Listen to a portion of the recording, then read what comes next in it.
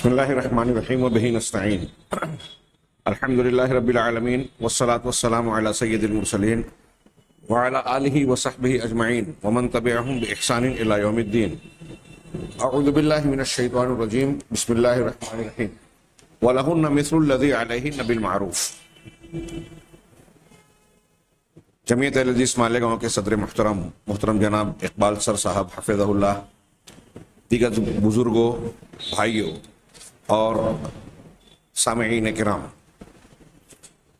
شبہات کے فتنے کے تحت مختلف ان پہلوؤں کا تذکرہ جاری ہے جن کے ذریعے سے اعدائے دین، وہ چاہے خارجی ہوں یا ان کے دم چھلے، مسلمانوں کے درمیان پائے جانے والے منافقین، اسلامی عقیدے کو کمزور کرنے کے لیے اسلام سے متعلق مسلمانوں کو اور خاص طور سے نوجوان لڑکیوں کو شکوک و شبہات میں مبتلا کرنے کے لیے جو ہتھ کنڈے اور جو طریقے آزماتے ہیں، استعمال کرتے ہیں، ان کا ذکر چل رہا ہے. اور آپ غور کیجئے گا کہ یہ جو گفتگو جاری ہے، آپ اس میں یہ پائیں گے کہ زندگی کا کوئی شعبہ، کوئی ممکن پہلو ایسا موجود نہیں ہے جسے دشمنان دین نے اسلام اور مسلمانوں کو نشانہ بنانے کے لیے ترک کیا ہو، چھوڑا ہو. چنانچہ 5ویں نمبر پر انہوں نے جس بات کا تذکرہ کیا، عنوان قائم کیا، اثارت الشبہات حول احکام المرأۃ و افساد الاسرۃ المسلمہ، کہ عورت سے متعلق احکام، خواتین کے احکامات سے متعلق شبہات کو بڑھاوا دینا، پھیلانا، اسی طریقے سے مسلمان خاندان اور کنبے کے اندر فساد اور بگاڑ پیدا کرنا، عورتوں سے متعلق جو اسلامی احکامات ہیں اس بارے میں لوگوں کو شکوک و شبہات میں مبتلا کرنا، نئے نئے اعتراض اٹھانا، اور اس کے بارے میں یہ تاثر دینا کہ اسلام کی تعلیمات عورتوں کے تعلق سے ٹھیک نہیں ہے، ظالمانہ ہے، بے جا پابندیوں پر مشتمل ہے. اس کے بالمقابل جدید تہذیب، خاص طور سے مغربی فکر اور تہذیب، عورتوں کو آزادی اور ان کو اسلام کے مقابلے میں زیادہ عزت اور اونچا مقام، ترقی کے مواقع عطا کرتی ہے، جبکہ یہ حقیقت کے بالکل برخلاف ہے. آئیے ہم صاحب کتاب کی تصریحات کو دیکھیں. یہ بیان کرتے ہیں کہ اسلامی سماج میں جن چیزوں کو دشمنان دین نے نشانہ بنایا، جن پہلوؤں کو، جس حصے کو، ان میں یہ کہہ رہے ہیں کہ جس طریقے سے کفار نے فکری اور سلوکی اعتبار سے، فکر اور عمل کے معاملے میں خواتین کو اسلامی سماج میں جس طرح نشانہ بنایا کافروں نے، اور ان کے اذناب کا لفظ انہوں نے استعمال کیا ہے، اسی کے اعتبار سے میں نے لفظ استعمال کیا دم چھلے.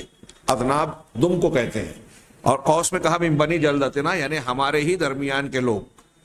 تو کفار اور ان کے مسلمانوں کے بیچ پائے جانے والے منافق، ان کے تابعین، یا ان کے الفاظ میں کہیں دم چھلے جو پائے جاتے ہیں، انہوں نے خواتین کو، مسلم عورتوں کو جس طرح نشانہ بنایا اور اسلامی خاندان کو، خاندان میں بگاڑ اور فساد ڈالنے کی جتنی کوششیں کی، یہ کہہ رہے ہیں کہ کسی دوسرے موضوع کو اس قدر اتنا زیادہ نشانہ نہیں بنایا. کیوں؟ اس لیے کہ کافر اور ان کے منافق دم چھلے یہ اچھی طریقے سے جانتے ہیں کہ سماج کا بنیادی بیج اور اس کی اساس جو ہے وہ خاندان ہے، کنبہ جو میاں بیوی سے مل کر بنتا ہے.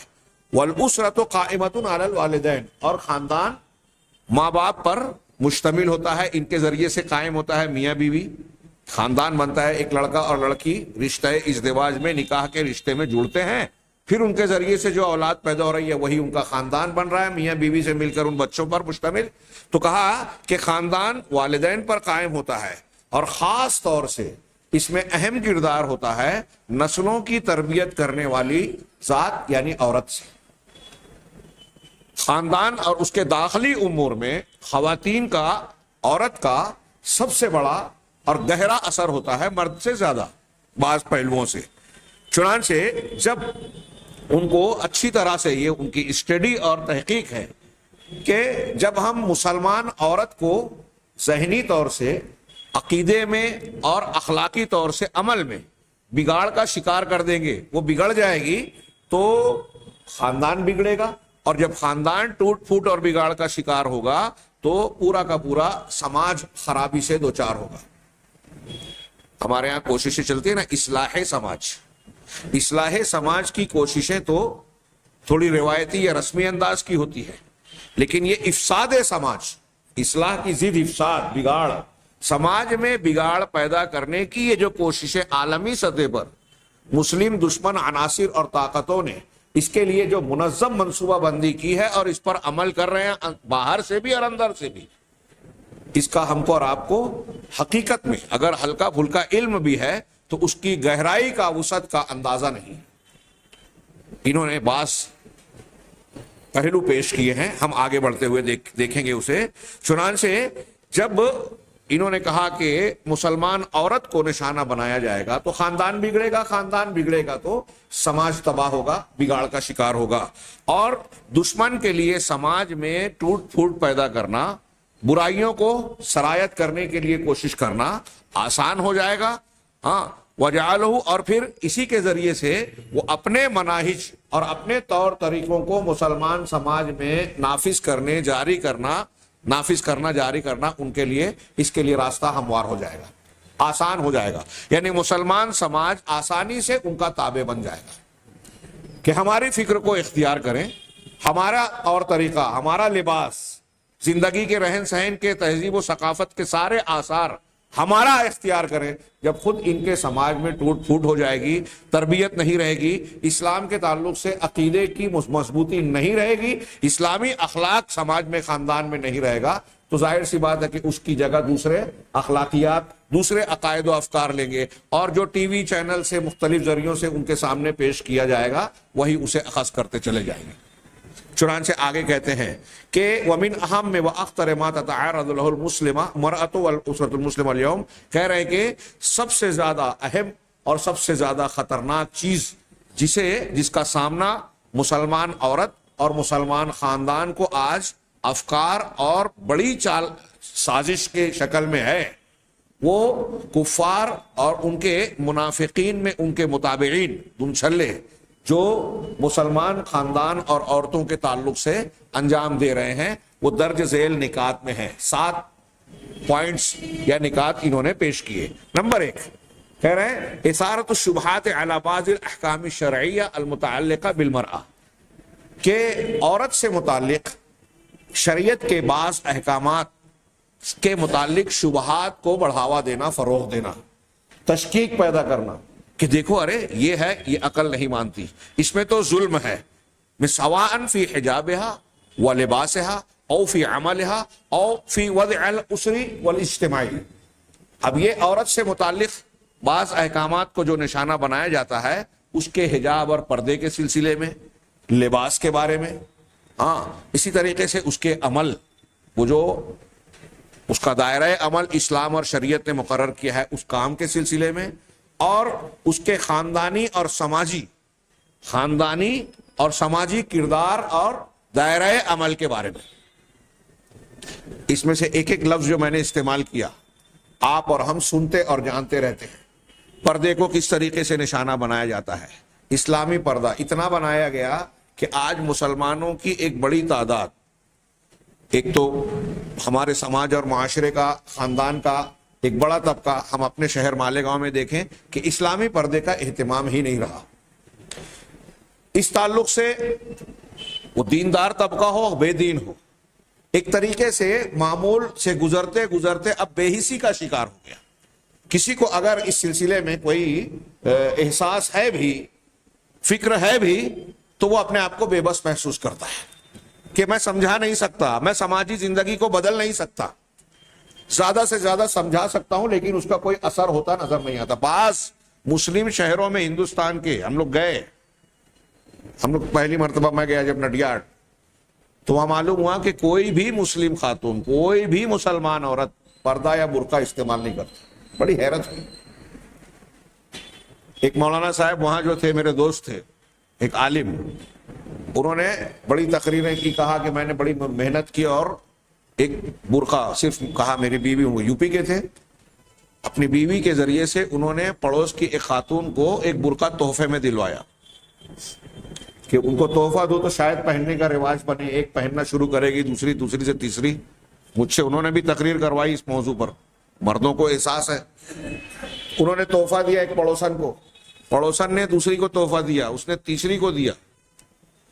وہ کچھ دنوں کے بعد جس نے خرید کر دیا تھا اسی کے پاس پہنچا, اور دینے والی نے کہا کہ چونکہ آپ ہی برقع اور پردہ استعمال کرتی ہیں ہمارے یہاں خواتین میں, اس لیے بہتر ہے کہ یہ آپ ہی کے پاس ہے.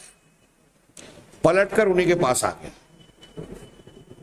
اس میں ہمیں ہنسی کا پہلو محسوس ہو رہا ہے, لیکن یہ انتہائی افسوس کا مقام ہے. غور کیجیے, کچھ لوگ, چلیے بھائی عملی طور سے ایک چیز ہوتی ہے اور خطا کا احساس ہوتا ہے, تو یہ کسی قدر غنیمت ہے کہ ہم ایک کام غلط کر رہے ہیں اور یہ مان رہے ہیں کہ یہ غلط ہے. لیکن ہمارے درمیان ایک طبقہ آپ کو ایسا ملے گا جو تعلیم یافتہ یا جدید تہذیب کا مارا ہے, وہ اس سلسلے میں بات ایسی کرے گا جیسے پردے کی جو پابندی اسلام میں ہے وہ بلا وجہ ہے, پرانے زمانے کی تھی, پرانے زمانے کی تھی, آج اس کی ضرورت نہیں ہے. یا موجودہ دور کی تہذیب و ثقافت اور تقاضے معاشرت اس کی اجازت نہیں دیتے, اس میں کچھ ڈھیل ہونی چاہیے. اچھے لوگوں کی زبانی ہم نے سنا کہ بھائی اب ہماری بچیاں ہیں, ان کی تعلیم ضروری ہے, لہذا ہم ان کو کالج میں بھیجتے ہیں, اسکول میں بھیجتے ہیں, مخلوط تعلیم دلواتے ہیں, اور ایسے میں اگر کوئی ناجائز تعلق ہو جا رہا ہے, کچھ افیئر اس کا پیدا ہو جا رہا ہے, بے پردگی کی وجہ سے کچھ اور مسائل پیدا, تو یہ عمر کا تقاضا ہے, حالات کا تقاضا ہے, اس کو ہمیں انگیز کرنا چاہیے. یہ میں ہوائی بات نہیں کہہ رہا ہوں, یہ ہماری سماج کی, ہمارے سماج کی زندگی کی ایک حقیقت بن چکا ہے. یہ بے غیرتی, بے حسی اور اس کے نتائج ہم آج دیکھ رہے ہیں. ہاں, انتہائی بے غیرتی اور بے شرمی کی بات ہے یہ کہ ہم ہر ہفتہ, بلکہ شاید ہر روز اگر جانے, ملک کے مختلف حصوں شعبوں سے خبر آتی ہے, اپنے شہر سے لے کر دور دراز تک, کہ مسلمان بچی نے غیر مسلم سے, واٹس ایپ پہ لوگ بعض میرج بیورو کا کاغذ بھیجتے ہیں کہ مسلمان خاتون نے غیر مسلم سے شادی کی, نام بدل لیا, مذہب بدل لیا. اگر نام اور مذہب نہیں بھی بدلا ہے تو ایک غیر مسلم سے شادی کر کے وہ ویسے ہی اسلام کے دائرے میں ہے کہ نہیں ہے, سوالیہ نشان ہے. یہ سب جو شبہات کے فتنے میں پڑھ کر اس عورت نے, اس لڑکی نے جو مسلمان گھر کی پرورش پرداختہ ہے, پرورش پائی ہوئی ہے, سوچئے تھوڑی دیر کے لیے کہ اس نے یہ قدم اٹھایا. کیوں اٹھایا؟ یہ جو ہم بحث کر رہے ہیں جس موضوع پر, شبہات کے فتنے, وہ شبہات کے فتنے میں مبتلا کی گئی, اس کے ذہن و دماغ کو دھویا گیا اور بتایا گیا کہ یہ جو دینی پابندی عائد کی جاتی ہے یہ بلا وجہ کی پابندی ہے. آج تو کچھ اصحاب جبہ و دستار بارش لوگ تقریریں کر رہے ہیں, کلپ آ رہی ہے کہ مسلمانوں کو چاہیے کہ یہاں جینتیوں کو منائیں, ہندو دیوی دیوتا کی تعظیم کریں وغیرہ وغیرہ. اگر اس قسم کے راستے کھولے جاتے ہیں تو کسی کو برا لگے, کسی کو لگے کہ ہماری مخالفت کر رہے ہیں, وہ سمجھے جو بھی سمجھے. میں یہ عرض کرنا چاہتا ہوں کہ اگر اس قسم کے دروازے کھولے جائے تو مسلمان ہی نہیں رہے گا. شبہات کے فتنے کا دروازہ کھول کے جب اس قسم کے افکار کو قبول کرے گا, یا یہ لباس, ایک بات یاد رکھیے کہ حجاب یا کوئی ایک چیز جو قرآن و حدیث سے ثابت ہے, اگر ہم اس کو فرض, سنت اور مستحب کے درجے میں فقہی طور سے تقسیم بھی کرتے ہیں, کسی چیز کو سنت یا مستحب بھی کہہ رہے ہیں, تو اس کا درجہ فرض کے مقابلے میں الگ ہو گیا. لیکن اگر قرآن حدیث سے ثابت شدہ کسی چیز کو ناپسند کرتے ہیں اور اس سے نفرت کرتے ہیں, اس کا انکار یا رد کرتے ہیں, تو علماء اسلام میں کسی کا اختلاف اس بات میں نہیں ہے کہ وہ اسلام سے خارج ہو جائے گا, کافر ہو جائے گا. ایک ہوتا ہے عمل نہ کرنا. ایک آدمی, ایک مسلمان مرد داڑھی نہیں رکھا تھا, ہاں داڑھی پر استورا چلا رہا ہے, بہت برا کر رہا ہے, سنت کا قتل کر رہا ہے. لیکن وہ اگر یہ مان رہا ہے کہ مجھے رکھنا چاہیے یا یہ سنت ہے, اسلام کا شعار ہے, سنت ہی نہیں بلکہ فرض ہے, بعض اہل علم نے لکھا فرض ہے, شعار ہے. سنت بمانا طریقہ ہے, حقیقت میں فرض ہے. تو میں اسے صاف کر کے غلط کر رہا ہوں, وہ کافر تو نہیں ہوگا, گنہگار ہوگا. لیکن اگر کوئی کہے کہ میں اسلام کا شعار اور شریعت کا حصہ مانتا ہی نہیں داڑھی کو. آپ جائیے آج ہمارے شہر بمبئی میں مالیگاؤں میں آپ کو کچھ لبرل لوگ ایسے ملیں گے جو بولیں گے کہ داڑھی میں اسلام ہے کیا. آپ کرتے کو یا پاجامے کو یا پینٹ کے جو پانچے ہیں اس کے نیچے ٹخنے کے نیچے ہے تو آپ اس پر سختی کرتے ہیں, اس کو بولتے ہیں ناجائز ہے, غلط ہے. ارے یہ سب کیا پابندی ہے؟ کیا اسی میں اسلام ہے کیا؟ تو پھر کس میں ہے؟ آپ کی داڑھی صاف ہے, اب آپ کہتے ہیں کہ ایمان دل میں ہے. علامہ ابن تیمیہ رحمہ اللہ نے لکھا کہ اگر دل میں ایمان ہے تو دل کے ایمان کا اثر آپ کے چہرے پر آئے گا. الوجہ ترجمان القلب, چہرہ دل کا ترجمان ہے. یہ کیسے ہو سکتا ہے کہ آپ کے دل میں ایمان, اللہ کا ڈر, اللہ کی شریعت کی پاسداری موجود ہے اور آپ چہرے پر اس کے اثرات نہیں آ رہے ہیں؟ چہرے پر نہیں ہے اس کا مطلب دل میں بھی نہیں ہے. ہماری خواتین میں ایک بڑی تعداد ملے گی جو بولے گی کہ پردے کی کوئی ضرورت نہیں ہے, پردہ آنکھ کا ہوتا ہے. ہمارے مالیگاؤں شہر میں ملیں گی آپ کو خواتین, میں نے اپنے کانوں سے سنا ہے. جب یہ کہتی ہیں وہ کہ پردہ ضروری نہیں ہے, اس کا مطلب یہ کہ اللہ اور رسول نے بلا وجہ کی پابندی لگا دی.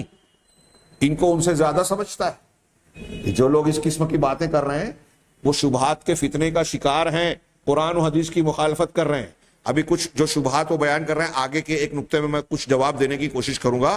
تو حجاب, لباس, جو شرعی آداب اور اصول بیان کیے گئے ہیں خواتین اسلام کے لیے, اس پر کچھ لوگ اعتراض کرتے ہیں, شبہات کو بڑھاتے ہیں, بڑھا چڑھا کر بیان کرتے ہیں. اسی طرح خواتین کا جو کام ہے, ان کی سماجی اور عملیاتی زندگی یا خاندانی زندگی کا جو دائرہ اسلام نے مقرر کیا ہے, اس کو جو ہے نشانہ بناتے ہیں, شبہات پیدا کرتے ہیں اور اس کی تصویر کشی اس طرح کرتے ہیں گویا کہ وہ مظلوم ہے اور مسلوبۃ الحقوق, یعنی ایسی ہے مسلمان خاتون جس کے حقوق چھین لیے گئے, حقوق چھین لیے گئے. ہاں, یہ تاثر دیا جاتا ہے اور پھر پکار لگائی جاتی ہے. دنیا میں تحریکیں چلائی گئی, اس کے لیے مختلف تنظیمیں بنائی گئی, ان کو پیچھے سے جو ہے بڑھاوا دیا گیا. کس نام پر؟ اس کا نام دیا گیا عورت کی آزادی اور اس کے حقوق کی ضمانت. آزادی نسواں کے نام کی تحریکات چلائی گئی. یورپ میں تو بڑی شدت سے چلی. آج کی تاریخ میں جو پچھلی حقوق نسواں کی کوشش کرنے والی خواتین ہیں, میں نے بعض پڑھا اور ایک خاتون کا بی بی سی لندن پر جو ہے تبصرہ بذات خود سنا. انہوں نے یہ بیان کیا آزادی نسواں کے نام پر, المرأۃ المسلمہ ایک عربی کی کتاب ہے, اس میں متعدد آزادی نسواں کے محاذ سے کام کرنے والی خواتین کے تاثرات نقل کیے گئے یورپ کی عورتوں کے. تو انہوں نے کہا کہ ہم نے جو کچھ زندگی میں کیا, محنت مشقت کی, عورت کی آزادی اور اس کے حقوق کی بازیابی کے نام پر, حقیقت میں ہم نے بہت بڑی بے وقوفی اور غلطی کی ہے. ہم نے محنتوں کو ضائع کیا ہے. عورت کی آزادی اور حقوق کے حصول کے نام پر ہم نے عورتوں کو اور زیادہ مظلوم بنا دیا. یہ ان کا اعتراف ہے, ان خواتین کا. اور وہ یہ کہتی ہیں کہ اس تحریک سے ہمیں جوڑ کر ہمارا استحصال کیا گیا. عورت فطری طور سے گھر کے کچھ کام ایسے ہیں جو پسند نہیں کرتی کہ دوسرا ہاتھ لگائے, چاہے گھر میں ملازمہ ہی کیوں نہ ہو, کام کرنے والے ہی کیوں نہ ہو. کچن کے, شوہر کے, بچوں کے کچھ کام ایسے ہیں جو کوئی بھی دنیا کی عورت, وہ چاہے مغرب میں بسنے والی کتنی بھی آزاد خیال ہو, وہ پسند نہیں کرتی کہ یہ کام میرے علاوہ کوئی اور کرے. تو کہا کہ ہم اپنے گھر کے ذمہ داریوں میں تو مشغول تھے ہی, آزادی کے نام پر آفیسز میں, کارخانوں میں, گھر کے باہر کی ذمہ داریوں کو اپنے اوپر اوڑھ لیا اور اپنے بوجھ کو بڑھا لیا جس کا ہم ساتھ نہیں دے سکتی تھی. عورتوں کو کچھ عوارض لاحق ہوتے ہیں. ہاں, جب استقرار حمل ہوتا ہے تو حمل کی حالت میں اور جب بچے کی ولادت ہوتی ہے تو زچگی کے بعد کچھ ایام ایسے ہوتے ہیں جو فطری طور سے تقاضا کرتے ہیں کہ وہ جو ہے آرام کرے. بیوہ ہونے کی حالت میں بھی اس کے کچھ حالات نفسیاتی, ذہنی ایسے ہوتے ہیں کہ وہ عدت گزارے. شریعت نے جو 4 مہینہ 10 دن دیے بہت عورتوں کی نفسیات اور فطرت کا لحاظ کر کے. لیکن اب جو نوکریاں کرتی ہیں, سرکاری نوکری ہو یا پرائیویٹ, ان کو اتنی لمبی چھٹی نہیں ملتی. ہمارے یہاں بھی مجبوراً اگر کوئی مسلم خاتون ہے تو ان کو کہا جاتا ہے کہ بھائی جتنی چھٹی ملتی ہے اتنی, پھر اس کے بعد جو ہے مجبوراً دین کے وقت جو ہے وہ اجازت ہے کہ گھر سے باہر نکل جائے عدت کے دوران. لیکن ان عورتوں کو جب ان مرحلے سے گزرنا پڑتا ہے تو دل میں یہ احساس ہوتا ہے مانے یا نہ مانے، اور بہت سی عورتوں نے یہ مانا، اعتراف کیا، بیانات دیے، کتابی شکلوں میں یہ تاثرات پائے جاتے ہیں کہ ہم نے اپنے اوپر بوجھ لاد لیا، ڈبل اور ٹربل ذمہ داری کر لی، اور لوگوں نے ہمارا استحصال کیا۔ آج یورپ کی چاہے جتنی آزاد خیال عورت ہو، ان سب کو یہ اعتراف ہے کہ جب آفیسز میں، کارخانوں میں، کھلے مقامات پر اختلاط کے ساتھ کالجز میں وہ جاتی ہیں تو ان کی عزتیں محفوظ نہیں رہتی، انہیں عزت کی نگاہ سے نہیں دیکھا جاتا۔ اور یہ بات طے شدہ ہے کہ جو عورت پردے میں جاتی ہے، حجاب کو اختیار کرتی ہے، دوسرے مرد بھی اس کو عزت کی نگاہ سے دیکھتے ہیں۔ جو جتنا کم لباس پہنتی ہے، جتنا آزاد، جیسے مسلمانوں عورتوں کے لباس پر اعتراض ہے، بھائی اسلام میں مرد کا ٹخنا کھلا، چہرہ کھلا، ہتھیلی کھلی، عورت کو پورا ڈھاکا جاتا ہے، اس پر اعتراض تھا۔ لیکن جس چیز پر اعتراض کیا جاتا ہے، جب عورت اس لباس میں باہر نکلتی ہے تو برے سے برا انسان اس پر بری نگاہ ڈالنے سے کتراتا ہے کہ یہ باحجاب خاتون ہے، یہ شریف خاتون ہے، اس کو غلط نگاہ سے نہیں دیکھنا چاہیے۔ تو اسلام نے اس کو تحفظ عطا کیا، عزت عطا کی، اور آپ بے عزت کر کے، ذلیل کر کے، ننگا کر کے اسے سامان فروخت بنا کر یا بزنس کا آلہ بنا کر کہ ہر جگہ شو روم میں سامان دکھانے کے لیے خواتین کا استعمال کیا جائے۔ ہاں، فیشن کا کپڑا بیچنا ہو، زیورات بیچنا ہو تو تصویروں میں یا جیتی جاگتی خواتین کو نیم برہنہ قسم کا لباس پہنا کر ریمپ پر چلایا جائے، لوگ اس کو بیٹھ کر اپنی آنکھیں سینکیں۔ یہ عورت کی عزت ہے؟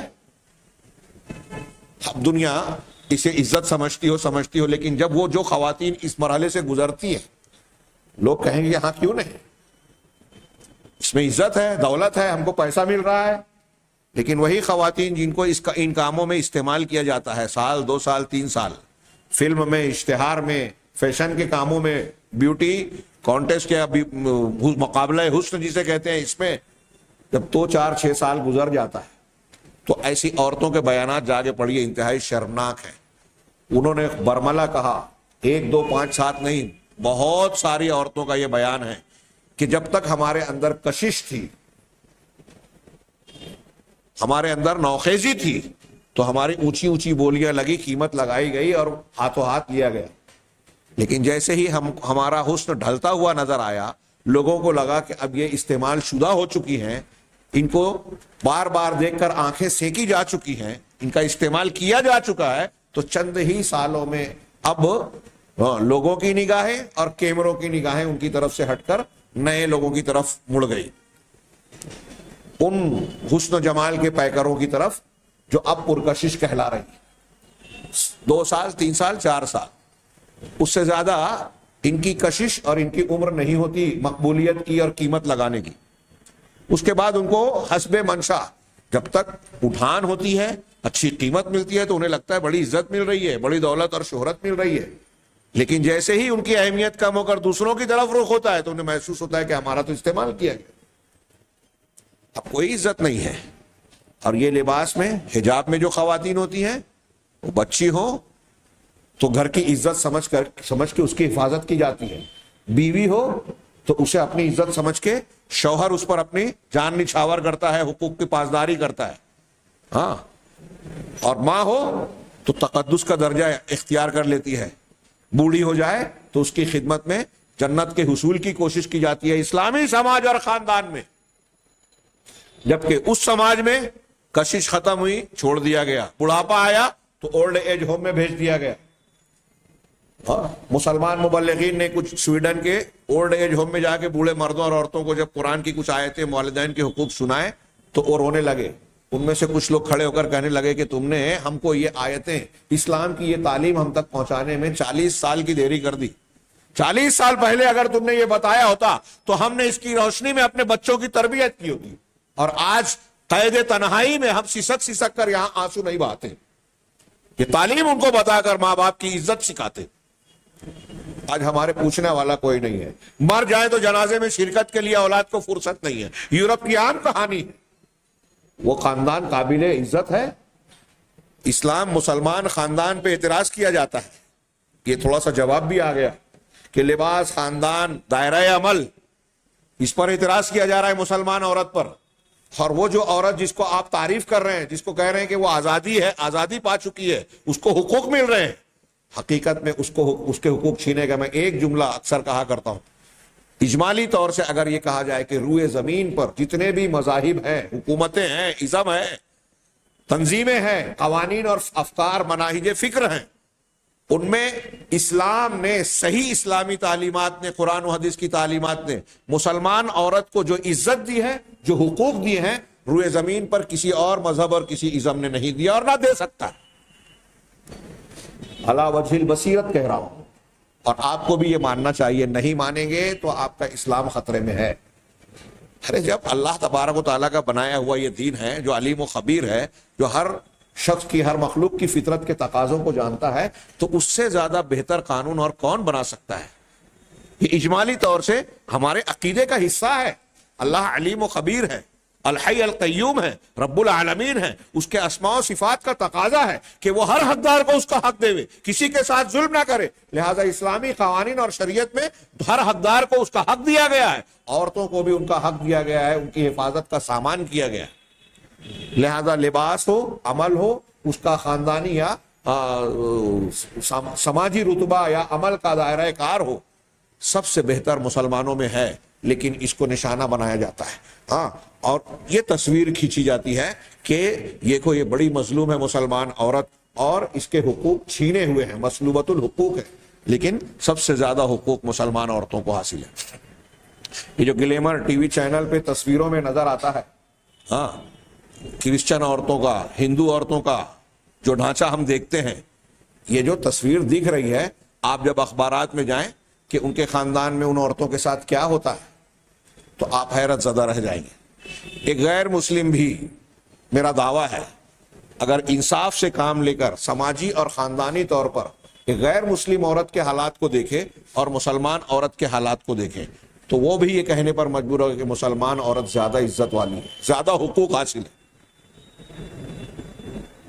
یہ تو عملی اور پریکٹیکل کے طور پر. آپ اگر مذہبی قوانین کے اعتبار سے دیکھیں تو توریت, انجیل کی تعلیمات اور عورتوں کے حقوق جو وہاں یہود و نصارہ کے یہاں بیان کیے گئے, ہندو مذہب میں جو بیان کیے گئے, بدھ مذہب میں جو بیان کیے گئے, جین مذہب میں جو بیان کیے گئے, آپ دیکھیں گے تو ان کو تو اسلام اور مسلمانوں پہ اعتراض کرنے کا حق ہی نظر نہیں آئے گا.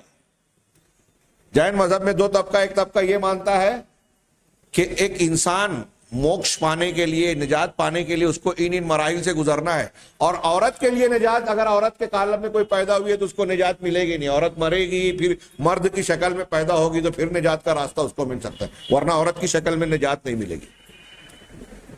2-3 صدیوں پہلے عالمی قانون نے عورت کو انسان قبول کیا ہے, چند صدیوں پہلے انسان قبول کیا ہے.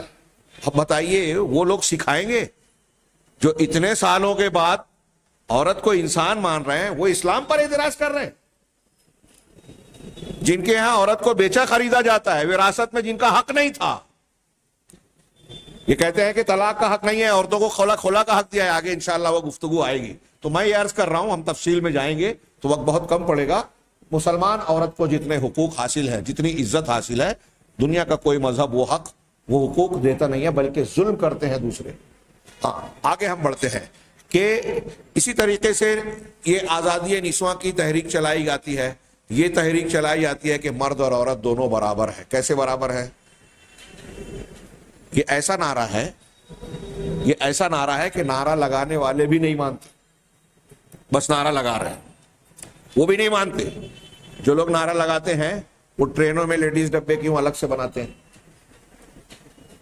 لیٹرین باتھ روم لیڈیز اور جینٹس الگ کیوں بناتے ہیں.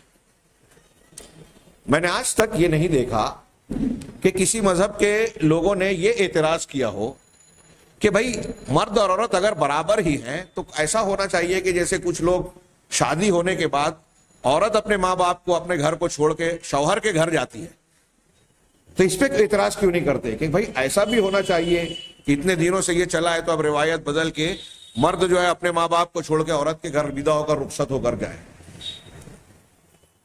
یہ عورتوں کے ساتھ ظلم ہو رہا ہے کہ اپنے ماں باپ کا گھر چھوڑے, مسلسل یہ ہو رہا ہے.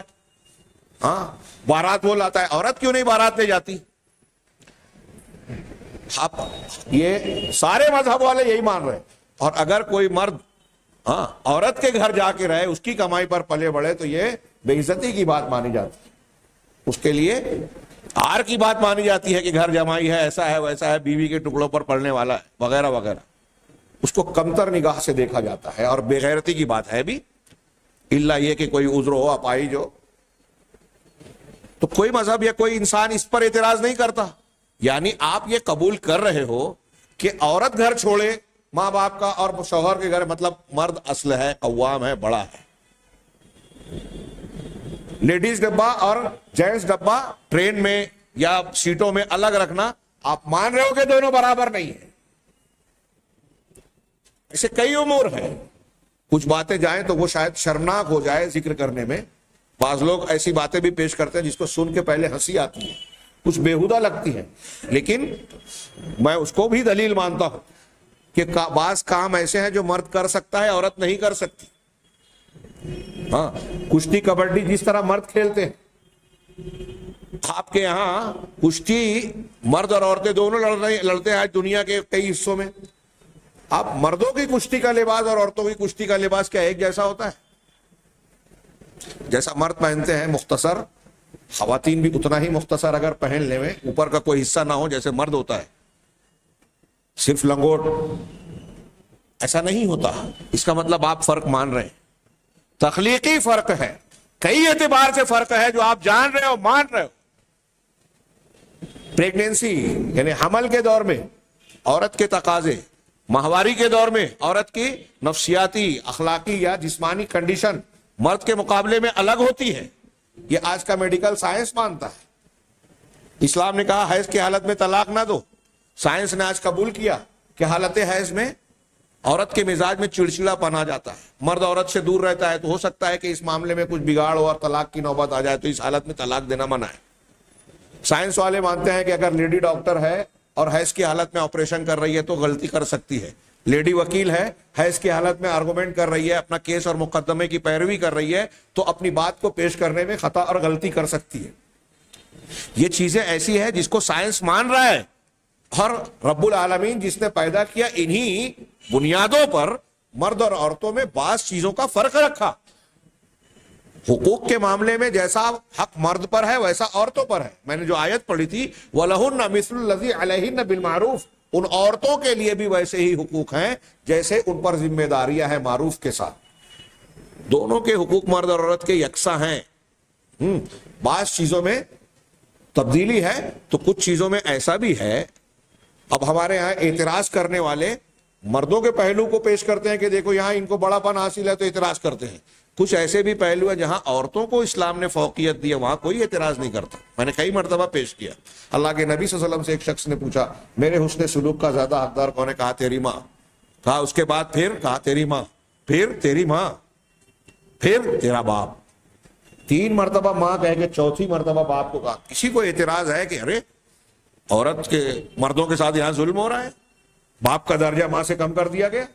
کوئی اعتراض کرتا ہے اسلام پر؟ کوئی نہیں کرتا کہ یہاں عورتوں کا درجہ بڑھا دیا گیا۔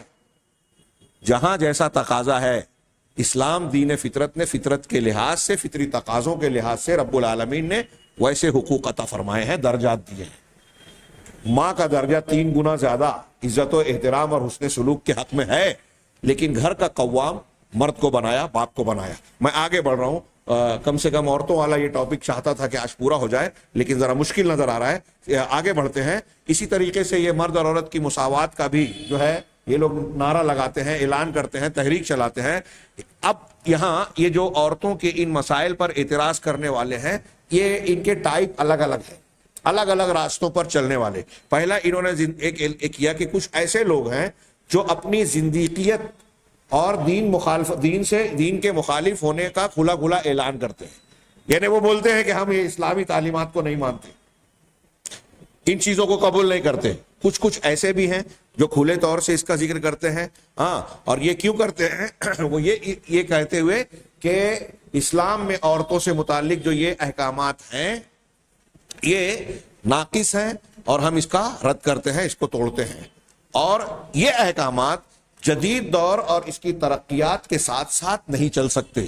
وہ کھلے طور سے یہ بات کہتے ہیں، کفر کی بات کرتے ہیں، جس پر انہوں نے قرآن کی آیت نقل کی، کبرت کلمۃ تخرج من افواہہم، بہت بڑی بات ہے، جو ان کے منہ نکال رہے ہیں، ان کے منہوں سے نکل رہی ہے. ہاں ان یقولون الا کذبا، سورہ کہف کی آیت کا ٹکڑا ہے، وہ بس جھوٹ بات کہہ رہے ہیں. تو ایک تو وہ ہے جو اپنی زندیقیت کا کھلے طور سے اعلان برملا اظہار کرتے ہیں. دوسرا گروہ وہ بھی ہے جو مسلمانوں میں بھی ہے باہر بھی، کہ اس خبیث اور گندے طریقے کے راستے کو کھلے طور سے پیش نہیں کرتے یا صراحت نہیں کرتے، بلکہ وہ شریعت کے علماء کو متہم کرتے. دیکھیے پیچھے سے کیسے آتے ہیں کہ ارے یہ جو پردہ اور عورتوں پر پابندی والے احکامات ہیں نا، یہ قرآن حدیث میں اللہ کے دین میں نہیں ہے، یہ ملاٹوں اور نیم ملا اور علماء کا بنایا ہوا دین ہے. ابھی کچھ سالوں پہلے آپ نے دیکھا ہوگا وہ اسرا نعمانی اور امینہ ودود امریکہ کے ایک چرچ میں انہوں نے پہلے اعلان کیا، پھر چرچ میں جمعہ کی نماز قائم کی کہ عورت اذان دے گی، عورت خطبہ دے گی، اور عورت نے نماز پڑھایا اور صف میں مرد اور عورت اکٹھا کھڑے ہوئے. مسلمان ہی نہیں، کرسچن بھائیوں نے بھی ساتھ میں جو ہے نماز میں صف بندی کی. تو اس کے جو دعوے تھے کیا تھے؟ اس نے یہ دعوے کیے کہ دیکھو آج تک قرآن کی تفسیر جن لوگوں نے کی ہے نا، سب مرد ہیں، اور مردوں نے اپنے نقطۂ نظر سے قرآن کا معنی اور مفہوم بیان کیا. ہم قرآن کی ایک تفسیر کریں گی خواتین، لہذا ہم اپنے اعتبار سے عورتوں کے تو وہ تاثر یہ دینا چاہ رہے ہیں خواتین اسلام کو، مسلمان عورتوں کو اور لبرل طبقوں کو جو دین سے، قرآن حدیث کی تعلیمات سے دور ہے، کہ یہ جو اسلام پیش ہو رہا ہے یہ علماء کی سمجھ ہے، حقیقت میں اللہ کا دین نہیں ہے. اس میں کوئی شک نہیں کہ بہت سارا دین اور منہج جو ہے وہ بگڑا ہوا ہے. ہم آگے میرا خیال ہے کہ وہ کئی ہفتے لگ جائیں گے، مختلف گمراہ فرقوں کا تذکرہ اور ان کی گمراہیوں کا تذکرہ اور تعارف کریں گے جو ہمارے مسلمانوں کے بیچ میں رائج اور چل رہا ہے. لیکن جو خالص دین ہے، سلفیت جس کی نمائندگی کرتی ہے پوری دنیا میں، اہل الحدیث اور سلفی جو قرآن حدیث کے اصل مصدر دین کو حقیقی دین مانتے ہیں اور بیان کرتے ہیں، باور کراتے ہیں، اور پورا سینہ ٹھوک کر چیلنج کرتے ہیں کہ قرآن حدیث کی یہ ثابت شدہ تعلیمات کسی زمانے کے اعتبار سے نہ کوئی کمزوری رکھتی ہیں، نہ ٹکراتی ہیں، نہ سائنس ان کو چیلنج کر سکتا ہے، کوئی رد کر سکتا ہے، نہ انسانی فطرت اس کے خلاف جا سکتی ہے. اور کوئی بھی اگر اس پر کسی بھی پہلو سے اعتراض کرتا ہے تو آگے چل کے اس کو گھٹنے ٹیکنا ہوں گے. اسلام اپنے سینہ تان کے کھڑا رہے گا. آگے ہم گفتگو کریں گے. تو کچھ لوگ جو ہیں صراحت سے یہ بات نہیں کرتے، بلکہ یہ کہتے ہیں کہ شریعت کے جو علماء ہیں وہ عورتوں سے متعلق اور خاندان کے ان کے کردار سے متعلق جو اسلامی احکامات ہیں، قرآن و حدیث کی تعلیمات ہیں، یہ علماء اور یہ ملاٹے دراصل اس کو سمجھتے نہیں ہیں اور غلط تشریح کرتے ہیں. یہ اعتراض کچھ لوگ کرتے ہیں. فوصفہم لہم، اور کیا بیان کرتے ہیں کہ وہ تشدد، تنگی اور سختی، پابندی کا استعمال کرتے ہیں. یہ ملا جو ہے یہ تشدد اختیار، ابھی ایک تاثر قائم کیا گیا.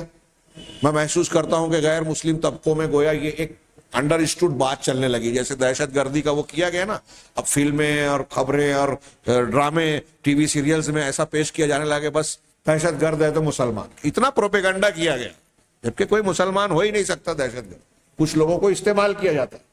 ایسے ہی خواتین کے متعلق کچھ چیزیں ایسی مشہور کر دی گئی، جیسے مثال کے طور پہ یہ کہ جو دین میں شدت اختیار کرنے والے مسلمان ہیں یا پابندی کرنے والے، وہ عورتوں کی تعلیم کے خلاف ہیں. یہ غلط تاثر ہے. اسلام عورتوں کی تعلیم پہ کبھی پابندی نہ لگایا ہے نہ لگائی ہے. جو غلط دین ہے ہمارے یہاں تو جو لوگ مسجد میں عورتوں کو آنے سے روکتے ہیں ہم اس کے خلاف ہیں کہ یہ پابندی لگانے والے آپ کون ہیں؟ کسی نے نہیں لگائی، اللہ کے رسول نے نہیں، خلفائے راشدین نے نہیں. مخلوط تعلیم کے مخالف، بے حجابی کے مخالف ہیں. تو مخلوق تعلیم کی مخالفت تعلیم کی مخالفت نہیں ہے، طریقے تعلیم کی مخالفت، اس میں اختلاف ہے.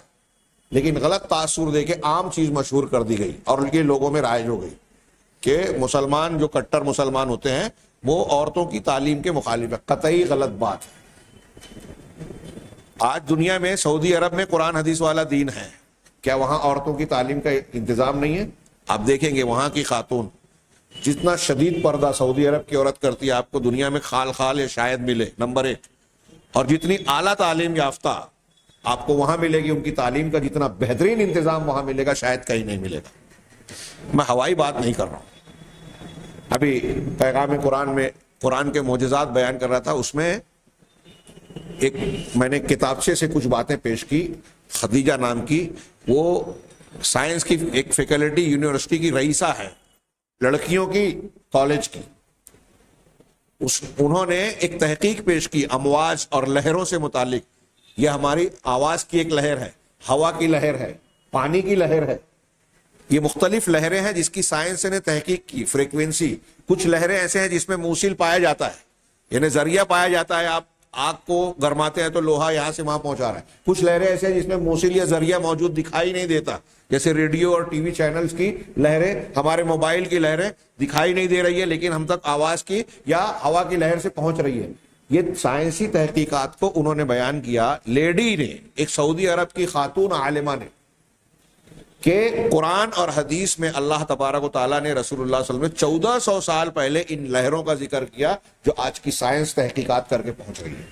یہ ایک مسلم خاتون، موقع ہو تو میں نے اس پہ خطبے دیے ہیں کہ علوم فنون کی پوری اسلامی تاریخ میں آپ دیکھیں، کوئی شعبہ زندگی اور مرحلہ زندگی آپ کو ایسا نہیں ملے گا جس میں مسلمان عورتوں نے اعلیٰ ترین بے مثال کردار نہ نبھایا ہو، مثالی کردار۔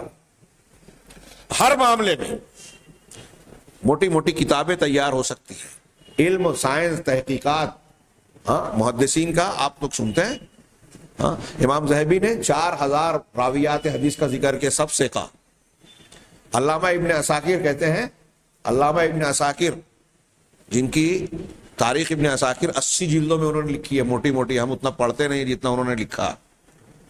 وہ کہتے ہیں کہ میرے اساتذہ میں، مشائخ میں 80 محدثات ہیں، 80 محدثات، محدثہ، بڑی بڑی مصنفہ گزری ہیں۔ یہ اسرا نعمانی اور امینہ ودود کے قرآن کی تفسیر عورتوں نے نہیں کی، ان کا علم نہیں ہے، مستقل نہ صحیح، لیکن آپ کو بہت ساری خواتین اسلام کی تحریریں، کتابیں، کسی نے اپنے شوہر کے ساتھ مل کر کتاب لکھی، کسی نے اپنے والد کی مدد کی، ایسی بہت سی مثالیں۔ خیر وہ بات پھیل جائے گی، ہم آگے بڑھتے ہیں کہ اس کم سے کم اس ایک دو نقطے کو پورا کر لیں کہ وہ یہ الزام لگاتے ہیں کہ علماء اسلام قرآن و حدیث کے نصوص کو خواتین سے متعلقہ امور یا احکامات میں غلط سمجھتے ہیں، غلط تشریح کرتے ہیں، سمجھتے نہیں ہیں، اور اپنے شبہات کو پھیلانے کے سلسلے میں وہ فاسد تعویلات سے کام لیتے ہیں اور بعض شرعی قواعد کو استعمال کرتے ہیں تو ان قواعد کو غلط جگہ فٹ کرتے ہیں، غلط تشریح کرتے ہیں، غلط جگہوں پر رکھتے ہیں، جو حقیقت میں اس ضابطے کا انطباق وہاں نہیں ہوتا۔ یا تو غلط تعویل کرتے ہیں یا صحیح قواعد کو غلط جگہ فٹ کرتے ہیں۔ یا تو اما جہلم منہم بقواعد الشرع، یا تو شریعت کے قاعدوں کی کو نہ جاننے اور جہالت کی وجہ سے ایسا کرتے ہیں، یا پھر اپنے دل کے اندر خباثت اور نیت کی خرابی جو ان کے اندر پہلے سے موجود ہے کہ اسلام اور مسلمان خاندانوں کو، عورتوں کو نشانہ بنانا ہے، شکوک و شبہات پہ مبتلا کرنا ہے۔ وسعی منہ فی جعل المرأة المسلم، اور یہ کوشش ہوتی ہے ان کی کہ مسلمان عورت کو لباس، طور طریقے، تہذیب و ثقافت اور اپنی زندگی کے مختلف معاملات میں مغربی عورت کے جیسا بنا دیں کہ اسی راستے پر مسلم عورتیں بھی چلنے لگے جس راستے پر مغربی عورتیں چل رہی ہیں۔ یہ پہلا نقطہ ان کا مکمل ہوا۔ دوسرا مختصر ہے، صرف دوسرے پہلو کو میں پیش کر دوں کہ مسلمان خاندانوں کی مخالفت کرنا، ان سے لڑائی کرنا، یہاں لفظ استعمال کیا غزوہ کا، یعنی اس کے خلاف جنگ چھیڑنا، اس میں خرابیاں پیدا کرنا، اعتراض کرنا، کیسے؟ مختلف فساد انگیز چینلوں کے ذریعے سے، جس پہ انسان اور جنات کے شیاطین قابض ہیں۔ جن وہ شیاطین ہیں اور انسان، ان کے مدد سے مختلف چینلوں اور مختلف ذریعوں سے مسلمان عورتوں کے خلاف جنگ چھیڑنا اور مسلم خاندان کے خلاف برائیاں پھیلانا۔ کہہ رہے ہیں مختلف ویب سائٹس اور متنوع قسم کے چینلز جو کہ مسلمان گھروں میں شبہات کو پہنچاتے ہیں، پھیلاتے ہیں، گھروں میں گھس کر۔ آج ہمارے جلسہ گاہ میں، درس گاہ میں بہت سے نہیں آتے، ابھی جیسے یہاں دیکھیے فیس بک پر کچھ لوگ سن رہے ہیں، ہمارے سننے والے محدود تعداد میں ہیں، لیکن اگر کوئی باطل ہے تو پھر اس کو کوریج دیا جاتا ہے، مشہور کیا جاتا ہے کہ ارے یہ تو بہت ایسے ہیں ویسے ہیں. اور عوامی مزاج ہے کہ تشہیر اور کچھ ظاہری رونق کو دیکھ کر لوگ سمجھتے ہیں کہ ہاں اس کے اندر خود کی صلاحیت نہیں ہوتی.